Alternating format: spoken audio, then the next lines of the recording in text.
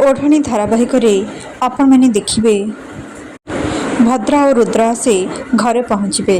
भद्रा कहे ज्योति तू कौटी अच्छु अरे तोर कौन है।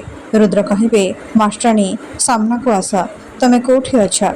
एपटे रघुवीर कहे लगुचे माँ आउ रुद्रपति घरे आसी पहुँची गले एबे कौन हेब।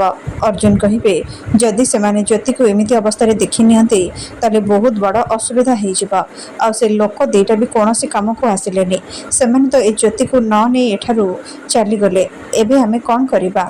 रघुवीर कहे अर्जुन तमें तम स्त्री को नहीं एठारू चली जाओ कहीं माँ ठाकुराणी जदि तुम दी जन को एठी देखती बहुत बड़ असुविधा हो ज्योति को संभाली नेबे। यापरे अर्जुन सेठारू चलीजे। एपटे रघुवीर कहे मानसी आमको किसी गोटे करने को पड़ो ए ज्योति को कौटी गोटे लुचेबा को पड़ो। यापरे से ज्योति को कूलर भितर बंद करदे।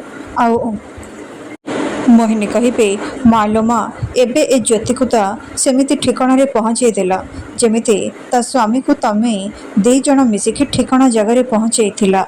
मानसी कहे हाँ जीवन बाबू को मु आउ बड़ बाबू मिसिकी गोली मारिथिलु हेले से दिन ताको भाग्य बहुत टाण थिला।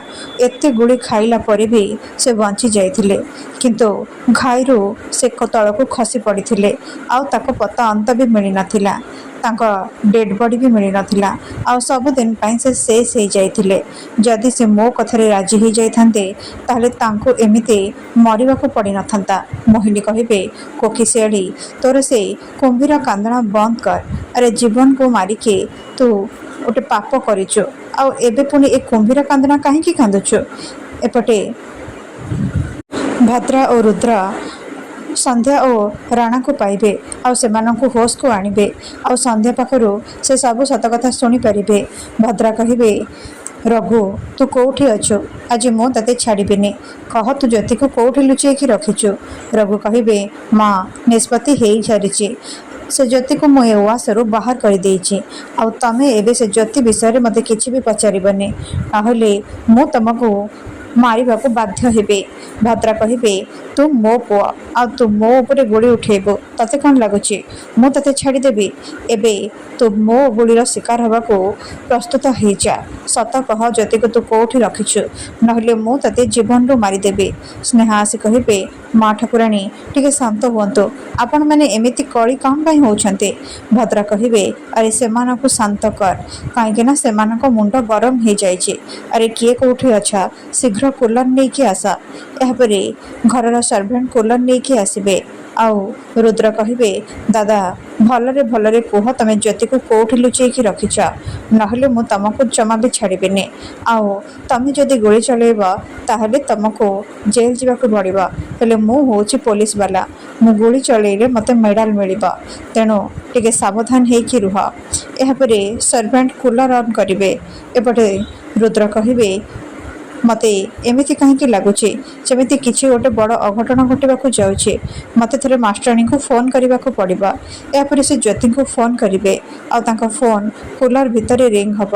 यापर से कूलर भितर रू ज्योति को बाहर करेंगे आउ होश को आणबे। ज्योति मानसी को चापुड़ा परे चापुड़ा मारे आउ कहे तू एमती कहीं कलु तोर एते साहस तू मो सान बाबू को मारिबु। रुद्र कहे मास्टराणी तमें ये सब कौन कही जाऊच एमाने ही तुमको से कूलर भितर बंद करथिले ना अरे तुम मन को टिके खराब लगुनि एते बड़ शैतान काम तमें मैंने केमिति करि पारुछ।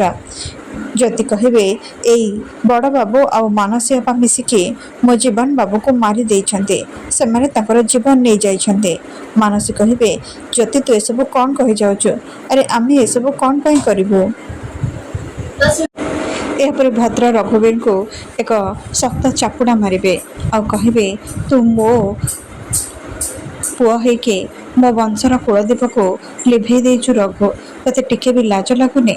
रघुवीर कहे मु किछि भी करेनि आउ कौन प्रमाण अच्छे जे मु आउ मानसी मिसिकी जीवन को मारिचु।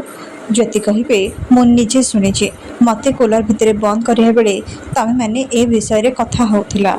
भद्रा कहे हाँ ମୋର ବି ସବୁକିଛି ମନେ ପଡ଼ିଯାଇଛି। ତମେମାନେ ହିଁ ଆମ ଜୀବନକୁ ମାରି ଦେଇଛ।